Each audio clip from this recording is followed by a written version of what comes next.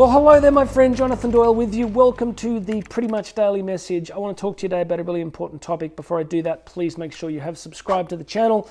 It makes a big difference. And go and check out my new website, jonathandoyle.co. Links to Instagram, everything else is here. Today we're going to talk about truth. Concentrate. I've been saying to my kids over the last couple of weeks that if you look at the layers of complexity of what is presented to you as the truth through legacy media particularly, look at the conflicts going on in the world at the moment, conflicts in the Middle East, conflicts in Europe, all sorts of political issues going on everywhere. Blink and you'll miss it, friends. The layers of complexity are extraordinary. And I notice what we actually all want is the truth, right? I mean, don't you want the truth? Don't you want to know what is actually true when things are so complex and it's hard to know who's right or who's got your interests at heart? So the first thing I want to say is that this desire for truth is essential to what it means to be human. Now, I want to talk about you personally. I want to talk about the importance of telling ourselves the truth. I think that we have an enormous capacity for self-deception.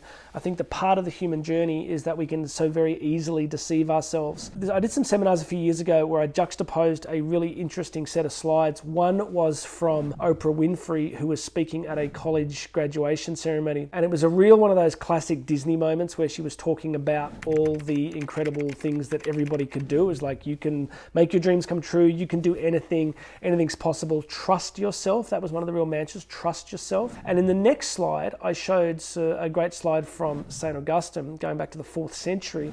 And St. Augustine had this great quote where he says, "I greatly fear my innermost parts." Augustine is one of the greatest minds in Western history, right? I don't think Oprah, we will look back and say that she was an intellectual giant. I'm not trying to be critical, I'm just stating a fact. Now, I go with Augustine. I mean, here is a guy that, had lived an incredibly, full-on life and written some of the greatest personal psychoanalysis in human history, saying that he feared some of what was going on inside him. This is my way of saying that what we want to do is get really good at telling ourselves the truth, because I need you to understand that we have the capacity to lie to ourselves pretty consistently. I know that I do. And one of the things you have to do is start to get good at telling yourself the truth and paying attention to what's actually happening, not what you wish was happening. I was reading an article the other day about a guy who'd done a 30-day Ignatian silent retreat earlier in his life. If you're not familiar with that, it's a 30-day process of meditating on the Gospels, on the life of Christ, and how it relates to each of us individually. It's a very confronting process for many people. You go very deep into, who you are. And he made the point that it kind of shattered his illusions about who he thought he was and about the ego-based identity that he'd constructed. That really struck me. I thought, gosh, it's possible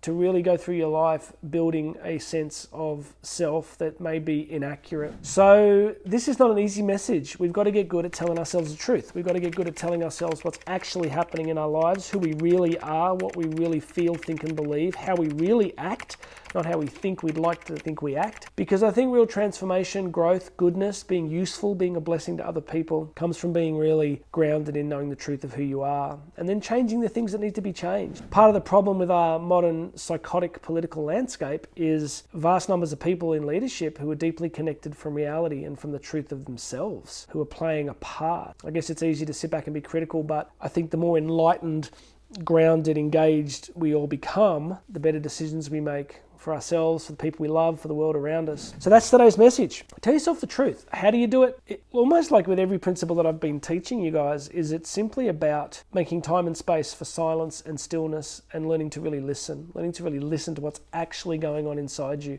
But if you don't make that time for silence and stillness, it never happens. This is a beautiful space here where I'm filming, and often if no one's around, I'll get a book and I'll just sit here and have some time to think and to journal and to read. So you've just got to create those places. All right, that's it for now. Please make sure you've subscribed to the channel. If you like this message, leave a comment. Let me know what you think. Please share it with people.